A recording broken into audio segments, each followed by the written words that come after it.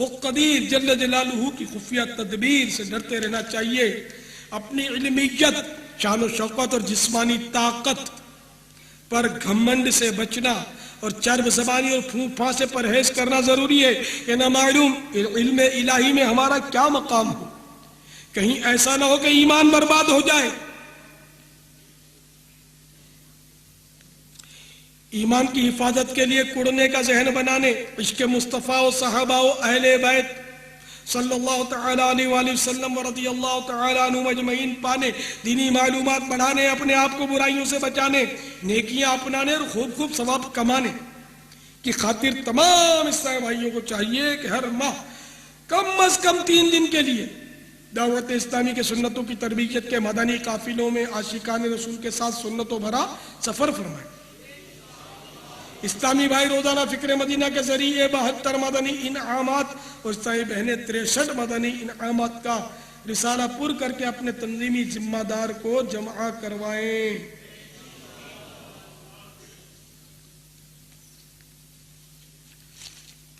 اور دعوت اسلامی کے مدنی ماحول سے ہر دم وابستہ رہیے.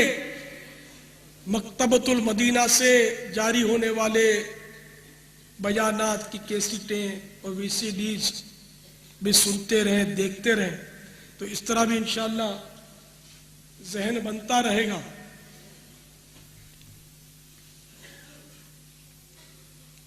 رسالے بھی پڑھتے رہیں، اس کو تقسیم بھی کرتے رہیں کہ آپ کی تقسیم سے کسی کو پہنچے اور اس کی تقدیر بدل جائے تو آپ کا بھی انشاءاللہ بیڑا پار ہو جائے گا.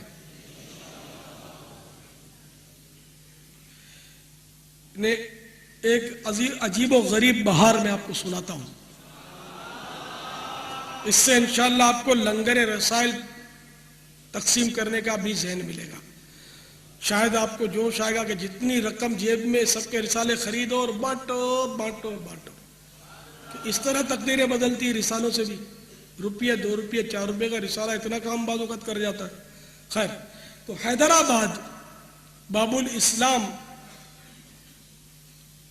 کہ ایک ذمہ دار اسلامی بھائی کا بیان ہے. میں اپنے انداز میں یعنی یہ خلاصہ وار بیان کیا جا رہا، وہ جس نے بیان دیا اپنا وہ جس طرح بھی دے. تو پہلے یعنی اس کا یہ بیان ہے کہ پہلے ہمارا تعلق ایک بد مذہب گروہ سے تھا. ہمارے نظریات اچھے نہیں تھے. بچپن ہی سے ہمیں یہ ذہن دیا گیا کہ سنی علماء کرام اور کسی سنی مذہبی شخص کے قریب بھی مت جانا ورنہ وہ تمہیں گمراہ کر دیں گے.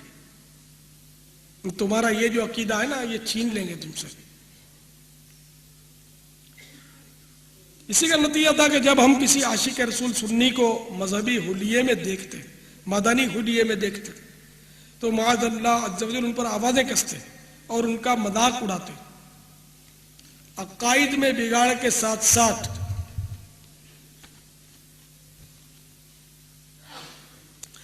اعمال بھی بگڑے ہوئے تھے. اخلاقی برائیوں کا بھی ابتلا تھا. فلموں کا انتہائی شوقین تھا. چھٹی کے دن دوستوں کے ہمراہ سنیما گھر جا کر فلم دیکھنے کا عرصہ دراز سے معمول تھا. وقت کے انمول ہیرے بربادیے آخرت کے اسباب خریدنے میں صرف ہو جاتے. 1994 کی بات ہے جبکہ میں کالج میں پڑھتا تھا. غالباً شعبان المعظم کا مہینہ تھا. ہمارے رشتے کے ماموں جو بد عقیدگی سے توبہ کر کے دعوت اسلامی کے مدنی ماحول سے وابستہ ہو چکے تھے اور سلسلہ عالیہ قادریہ رضویہ میں داخل ہو کر طالبی بن چکے تھے. سارا دن سر پر سبز امامہ شریف کا تاج سجائے رکھتے تھے. ایک دن جمعے کے روز صبح کے وقت ہمارے گھر تشریف لائے اور جاتے جاتے مجھے ایک رسالہ تحفے میں دیا اور میں منع نہیں کر سکا. میں نے لے لیا ہاتھ بڑھا کر اور سوچا کہ اس کو ادھر ادھر کر دوں گا. میں پڑھنا کس نے، مگر رسالے کے خوبصورت سر ورق پر نظر پڑی تو اس پر لکھا ہوا تھا کربلا کا خونی منظر. چونکہ ہم کو اہل بیت سے بڑی محبت تھی، یہ نام پڑھ کر مجھے اپنائیت محسوس ہوئی. کربلا کا خونی منظر، کہ ہم لوگ تو ان کے محب کہلاتے ہیں. ہمارے تو سب کچھ یہی ہے، یہ ان کے بارے میں کچھ ضرور اس میں لکھا ہوا ہے. تو میں نے یہ سوچ کر اس کو پڑھنا شروع کیا، اس رسالے کو.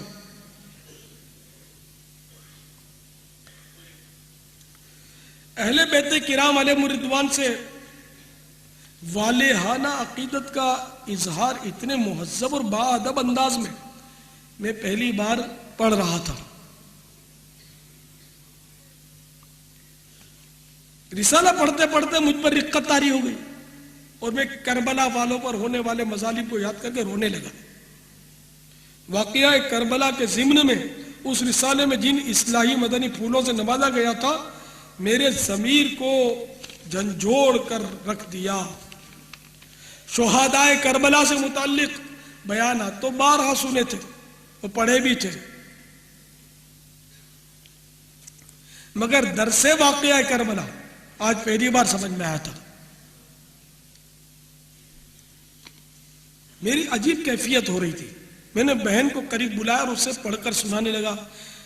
رسالہ سن کر وہ بھی رو پڑی، یہاں تک کہ اس کی تو ہچکیاں بن گئی. الحمدللہ میں نے اور بہن نے اسی وقت توبہ کی اور نماز پڑھنے کی نیت کر لی. شام کو جب میرے دوست حسب معمول سنیما جانے کے لیے بلانے آئے